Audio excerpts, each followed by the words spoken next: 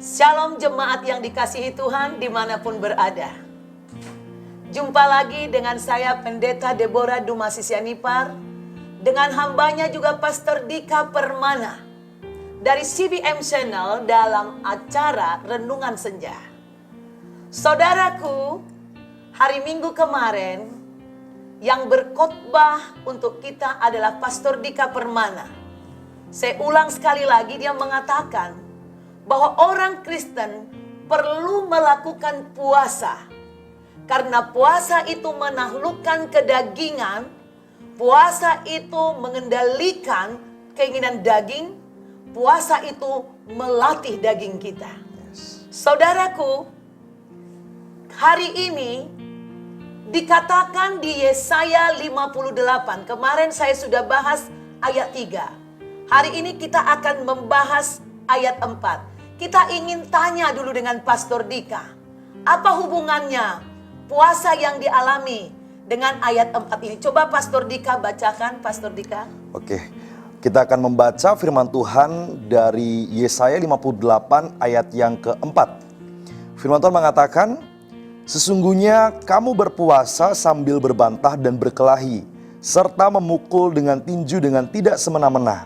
Dengan caramu berpuasa seperti sekarang ini, suaramu tidak akan didengar di tempat tinggi. Amin. Nah, saudaraku, kemarin kita membahas kenapa puasa seseorang tidak diperhatikan. Karena dia menahan hak orang. Upah buruhnya lah. Dia tidak menghargai hak-hak orang miskin, hak anak yatim.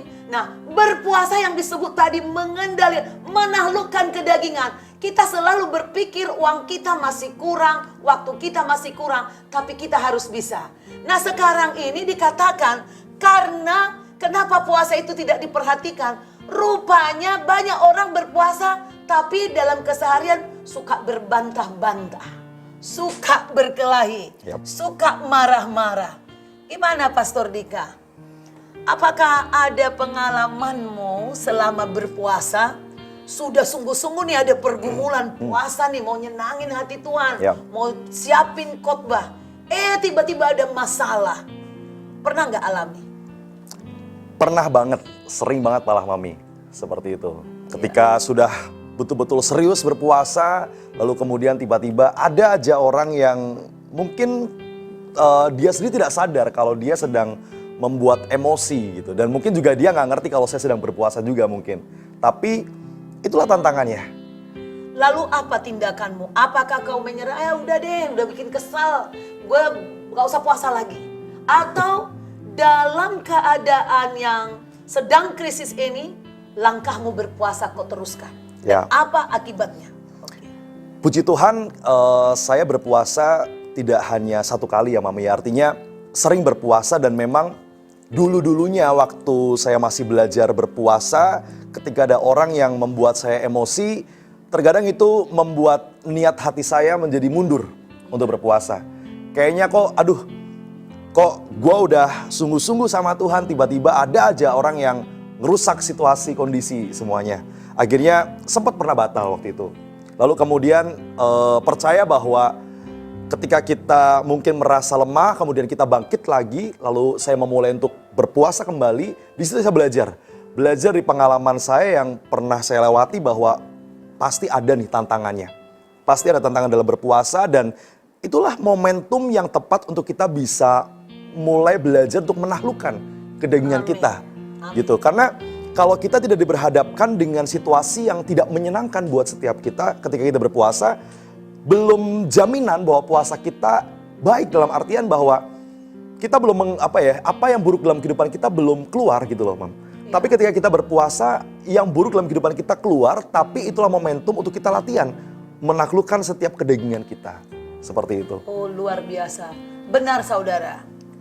Ketika saya sakit saudaraku,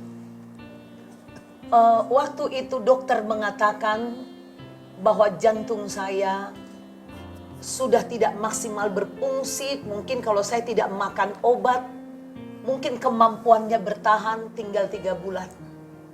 Lalu saya melakukan puasa. Karena saya dengar khotbah dari seorang pendeta di gereja waktu itu.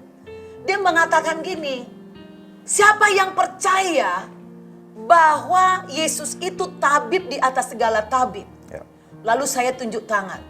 Kalau kau percaya, kenapa tidak lakukan puasa? Kau alasanmu sakit mah atau apalah?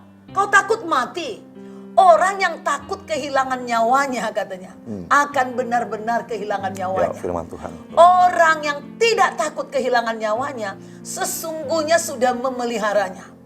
Lalu seperti ada kekuatan yang ilahi hadir di dalam diri saya. Wow. Tidak terlihat tapi saya rasakan. Lalu saya ambil tekad waktu itu, padahal saya baru tebus obat. Sebulan gaji saya harganya. Mahal sekali waktu itu. Dan belum tentu ada uang lagi untuk beli obat. Saya bilang sama suami saya, sama papi. Papi, berhenti. Saya mau buang ini obat. Saya mau puasa.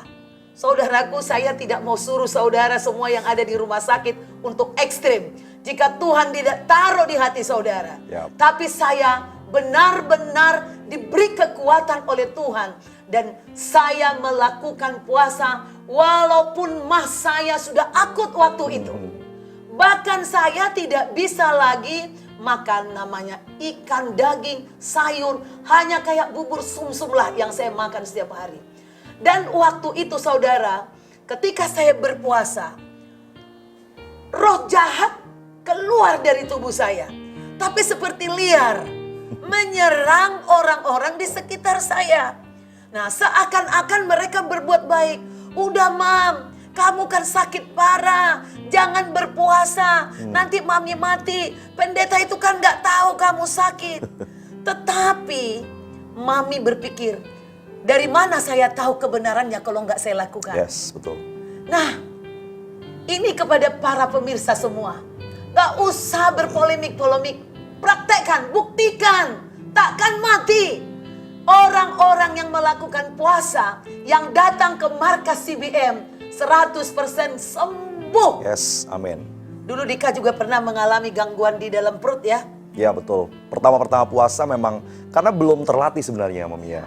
Kalau pertama-pertama mungkin memang wajar kita ada rasa pemberontakan dalam diri. Daging kita lemah memang, tapi roh kita penurut, roh kita ingin lakukan yang baik.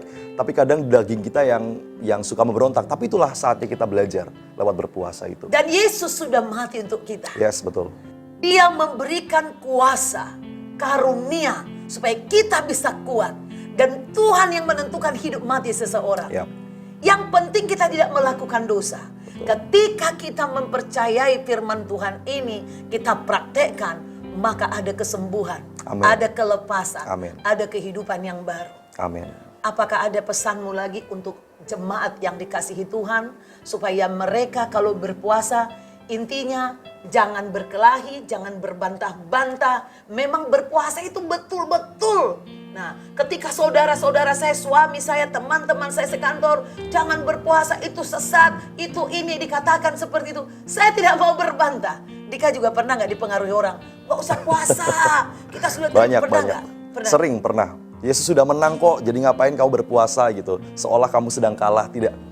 Pada saat itu memang sempat ada omongan seperti itu, tapi terkadang memang banyak orang yang menolak berpuasa karena sebenarnya mereka malas berpuasa.